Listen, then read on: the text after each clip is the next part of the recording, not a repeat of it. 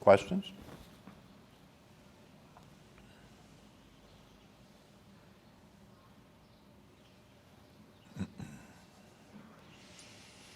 You know, one of the things about this that might be helpful in terms of understanding is that under normal circumstances,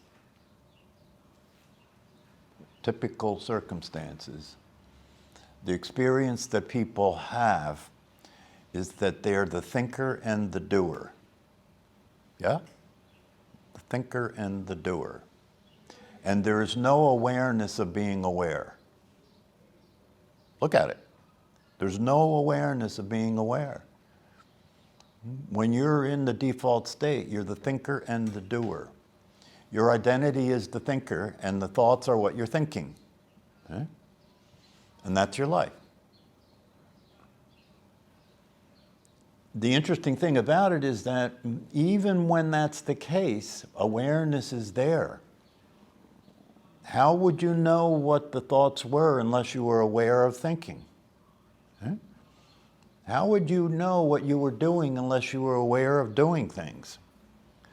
So everything that happens, every experience you're having, if you're having an emotional experience, you're aware of feeling the feelings. Right? And yet, that awareness that you are, that is aware of thinking, doing, feeling emotions, experiencing circumstances, for the average person, that awareness is invisible. It doesn't exist. For the average person, that awareness is invisible. It doesn't exist. They're not aware that they're aware. And if you're not aware that you're aware, you're not aware of yourself. You're not aware of reality. So that's what we mean when we say you're dreaming. You're experiencing an illusion, and the illusion you're experiencing is that awareness isn't real. The illusion you're experiencing is that awareness doesn't exist. Because if you're not aware that you're aware, it doesn't exist. Okay? So meditation provides you with the opportunity to notice awareness and to recognize that when you notice awareness, you're noticing yourself, that this is what you are. And when you are able to recognize awareness and know that it is your true nature and pay attention to it consistently, that's what meditation is all about. Paying attention to it consistently. So that as I go through my life, right, not only am I having emotions, but I am the awareness that's aware of those emotions. And if I keep practicing being aware of being aware, if I keep noticing the awareness instead of ignoring it, which is called ignorance, if I keep practicing noticing the awareness under all circumstances, day and night, when I'm active and when I'm not active, when I go to sleep, when I get up in the morning, if I keep understanding, if I'm going to stay awake, what does being awake mean? Being awake means I am aware that I am awareness. That's what being awake means. And if I'm going to be aware of being awareness, I have to pay attention to it consistently. I have to train myself to pay attention to it consistently. This is what Candace O'Denver is talking about when she says rest as awareness for brief moments as often as possible.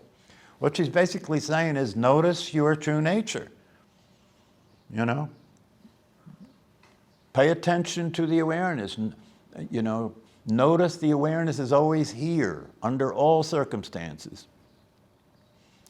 And if you keep remembering yourself, that's what you're doing when you pay attention to awareness. If you keep remembering yourself, you keep remembering your true nature, and you practice it consistently, day after day, as many times as you can remember. As she says, eventually, if you actually do that, eventually you won't have to do it. Eventually you won't have to do it, because what you were ignoring will now be not being ignored. What you were ignoring will now be as obvious as everything else. What you were ignoring, instead of just thinking, now what will be the difference after you wake up and after you practice staying awake? The difference is no matter what thoughts arrive in your mind, you'll be the awareness of those thoughts. instead of the thinker of those thoughts. You see, if you're the thinker of those thoughts, then you're limited by those thoughts. And those thoughts were the thoughts that you were using to identify yourself, weren't you? You were using thinking to identify yourself. Like, who do you think you are? Right? You think you are who you think you are. That's who you think you are. You think you are who they told you are when you were a little kid. You think you are who everybody else thinks they are. That's how you get along in the world, right? If it doesn't work, it produces suffering. How can you experience well-being when there is no one to experience well-being? How can you experience well-being when your life is about living in a character that doesn't exist, that can't experience anything?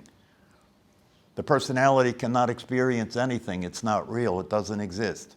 It doesn't see anything. It doesn't hear anything. It doesn't do anything. It's an unreal character that is a concept. It's nothing but a self-concept. It doesn't exist. So that's what we mean when we say the life of a personal life is a futility. A personal life is a failure. The failure of a personal life is the fact that a personal life is a life where well-being cannot be experienced. That's why people are pursuing happiness, because they don't have it. That's why people are trying to experience some sense of security, because they don't have it, because the personality is in constant flux. Have you ever noticed your personality is changing all the time? You know, that's why people don't stay married. Your personality is changing all the time. It's unrealistic to expect that you fall in love with somebody and 2 years later that you're going to feel the same way. That's unrealistic, because your personality is being influenced all the time and it's changing all the time. And when the romance and the lust dies down, then you start thinking, well, maybe I really didn't love this person. And if we have conflict, that even adds to the situation. Maybe it's time to make a change. But how many times can you change your partner before you go broke and go crazy? I can speak from that. So the best thing to do is to realize if you want security, if you want consistency and stability, then pay attention to that which is secure and consistent and stable, which is awareness. It's there all the time. It's not hidden. And it's not something you have to achieve. You don't have to work on it. You don't have to work on it. You have to work to continue to maintain the idea that you're something that you're not. You have to work on that. You have to keep thinking about yourself to keep the idea that what you are is real, don't you? That's what the default state is all about. Do you notice that if you're not thinking about anything that is just practical, it's a practical thought process, what they call the working mind, right? If you're not doing that, your thought process automatically goes into the default state. You start thinking about yourself. Automatically. You start thinking about yourself. Notice that. If you notice that, you'll see what I'm talking about. You can't help but do it. There is nothing else for your attention to go to. Your attention is either going to be used to pay attention to the practical matters of life. No, that's not a problem. Okay? But when you're not paying attention to the practical matters of life, and your attention goes into the thought activity, and in the thought activity it's generating this idea that you're the personality, and you're the most important person on the planet. Isn't it true? In the default state, you're the most important person on the planet. So you have to watch all these other characters to make sure they don't think they're the most important on the planet. That's called neurosis and paranoia. So once you're in the mental state and once you're living in the form of the personality, suffering is immediately going to start happening, because one of the things that's part of being the personality is expectations, isn't it? You have expectations. You want to be able to count on things. You want to be able to expect things to be a certain way. That's why when you wake up in the morning, if you expect it to have sunshine and it's raining, you're upset, because your expectations, your intentions and your expectations as a personality determine whether you're happy or not. And it's naive and unrealistic to think that your expectations are going to be workable, because the expectations are always going to be related to what you want as a personality, right? What you want as a personality. You want your way, don't you? Don't you want your way? Yeah. You want things to go your way. And when they don't go your way, you get upset. Even though you know that's crazy. Isn't it true? How about when they go your way and then you still get upset? That's right, because look at a rich person, if I make $1 million, that'll be it. And then they get there and they go, that's not it. That's right. Even if they go your way, right, it won't last. It'll never last. Think of a time in your life when things were really going your way. It happens, right? It happens. Did it last? It can't last because change is a constant. Impermanence is the truth. Change is the constant. Things are always changing. And you can't predict how they're going to change. You can't predict how they're going to change. And so that's what you're dealing with every day. You're trying to experience some kind of stability. You're trying to experience some kind of security, some kind of something that's count-onable, dependable, right? Count-onable and dependable. But there's no such thing that's count-onable and dependable. The only thing that's count-onable, now watch, the only thing that's count-onable and dependable is you, the awareness that you are, that you've been ignoring. That's count-onable and dependable. But in order for you to experience the security and the count-onability and dependability of the experience of your true nature, you've got to practice. You've got to practice. That's the only way. That's why practice is emphasized. That's why I like Zen, because the word Zen means meditation. Zazen, it means meditation, and meditation is a practice. Right? You've got to practice. You cannot get out of this mess without practicing. And what does the practicing involve? You can call it meditation, you can call it whatever you want, but essentially what it involves is paying attention to what you've been ignoring. Paying attention to the awareness that is always here, under all circumstances, is never affected by any circumstances, is the source of well-being, is real. It's real. It's real. It is the source of well-being. If you succeed in relaxing the body and calming the mind and practicing consistently enough, happiness will begin to show up. It has to, because your true nature is happy. Why is it happy? It's happy because it's unaffected by circumstances. It never changes. It's happy because of its own existence. The source of its well-being is its existence. Sat Chit Ananda. Sat Chit Ananda. The source of happiness for your awareness is its existence. I exist. That's why I'm happy. Period. And my existence is always there. I can always experience it and enjoy it.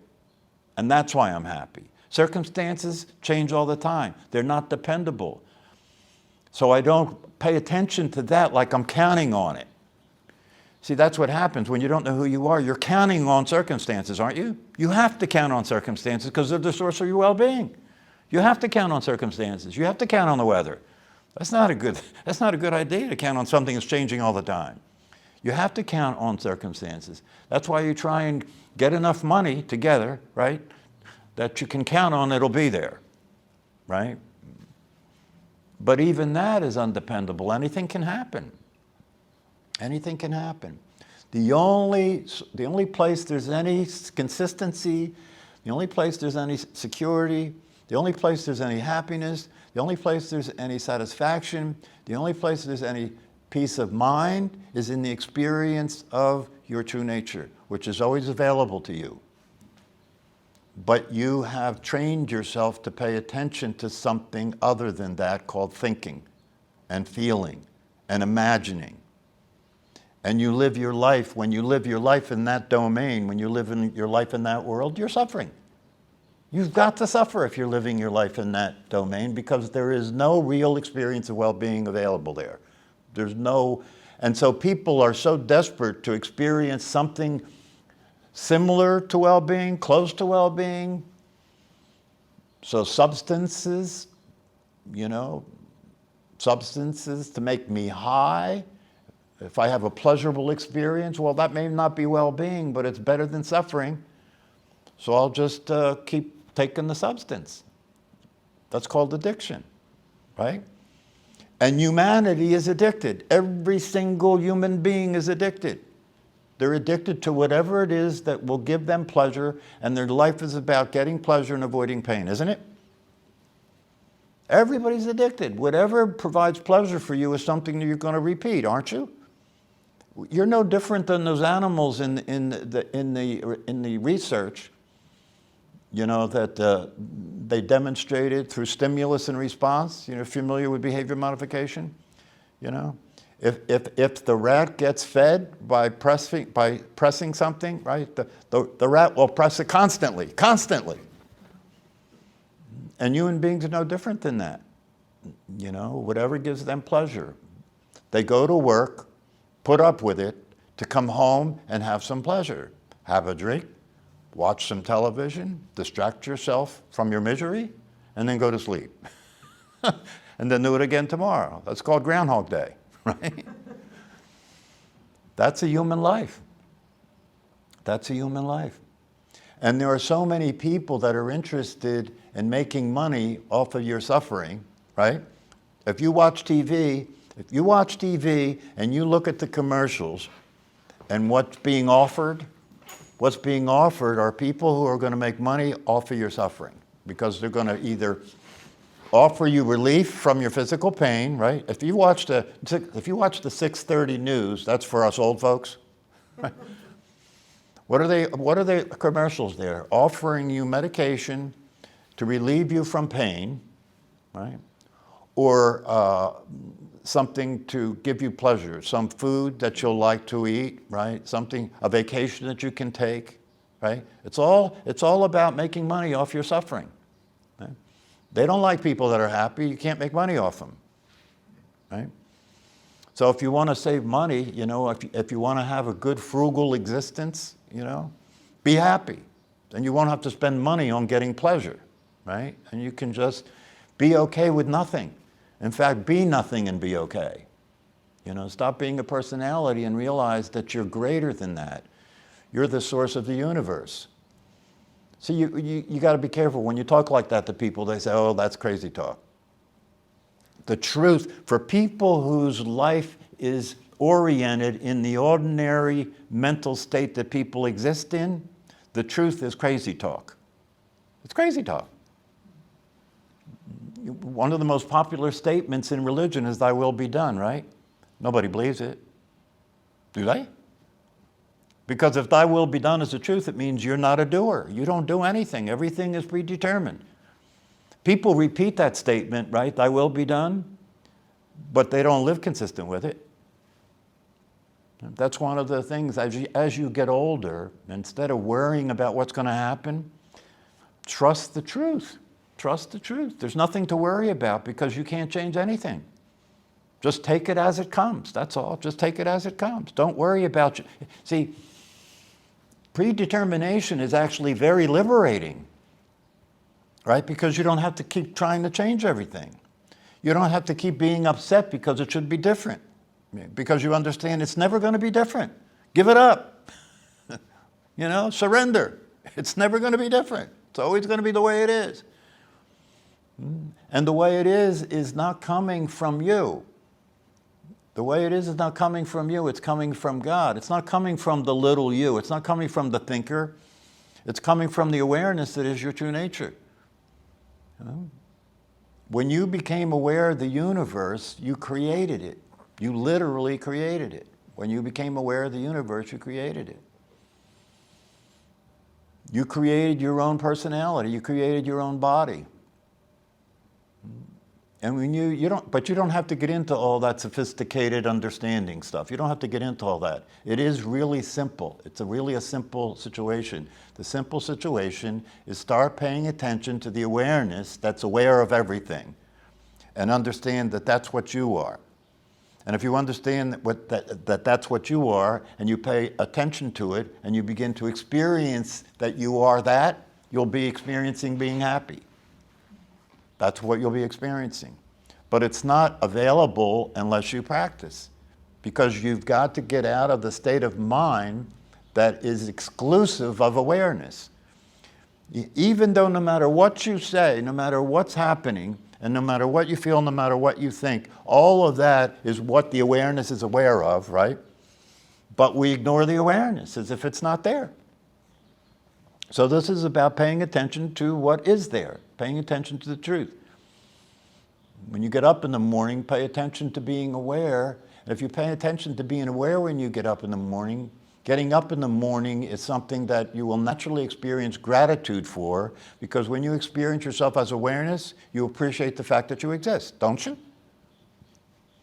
You appreciate the fact that you exist when you recognize yourself as awareness, and the experience of appreciating the fact that you exist feels good.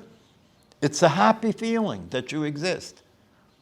That's why for most human beings, they have to get to the end of the road. They have to get to their deathbed before they realize what they missed, right? They have to get to the end of the road. And it's not even the end of the road. You know, if you're awake and you've been practicing your true nature, it's not the end of the road. This is another thing that is part of the teaching and the practice is to stop believing that death is a tragedy. This is the common understanding that human beings have, isn't it? Everybody's trying to avoid dying. Nobody wants to die. It's a tragic situation, right? Everybody, if you go to somebody's funeral, the first thing they say, oh, we're so sorry. We're so sorry. As if it shouldn't have happened. We relate to death as if it shouldn't happen, right? And yet it happens to all living creatures. So why are we relating to it as if it's unusual? Why are we relating to it as if it's unnatural? It's as natural as everything else is. And if you come to that understanding, you can let go of the tragedy of your death, right? And relax. Relax. It's as natural as everything else. But you can't have that experience as a personality. You can't have that experience as a personality. If you're in the form of a personality, you'll be afraid to die. You'll be afraid to die if you're in the form of a personality. And yet, the absence of you, as, you know, this is something that Ramana Maharshi said that was repeated recently. The most glorious experience possible for you in your life will be the absence of you. The absence of who you take yourself to be as a personality, right? If you stop believing you're the personality, right, and you can understand that's just a character that you're playing in this movie, but that's not what you really are, then you can experience the same experience an actor has when they're playing a character in a movie, right? They can be happy playing somebody in a movie that's Hitler. They could be happy playing somebody in the movie that's crazy and demented and killing people all over the place. They can play that character and be happy playing that character because they know it's not who they really are.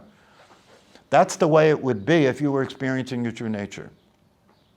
Right? So the very thing that is the source of happiness and well-being is the thing that human beings are afraid of and resisting more than anything else, which is your absence. We call it death, right? Your absence is called death. And yet, this has got to be a cosmic joke. You know, God must have really set this one up good. Because the thing that would allow you to experience the possibility of well-being and the most glorious experience you could have in your life is available to you at all times, right? But only if you die. And death is the last thing you're willing to do. You see how you're stuck? You've got to be willing to let go. You've got to be willing to let go of holding on to your life as if it's something you're going to lose. You can't lose life. Life is not physical. You can't lose life. Life continues on. People come and people go. Everything changes and everything comes and goes, but life continues to happen, doesn't it? Yeah. And what you are is life. When you let go of being a personality and you experience yourself as awareness, awareness is life itself. You are life itself happening. Any questions? You know, the punchline here is practice or suffer. You pick. Practice or suffer. That's the bottom line. Practice or suffer. All right, if you don't have any other questions, I'll let you go back to suffering.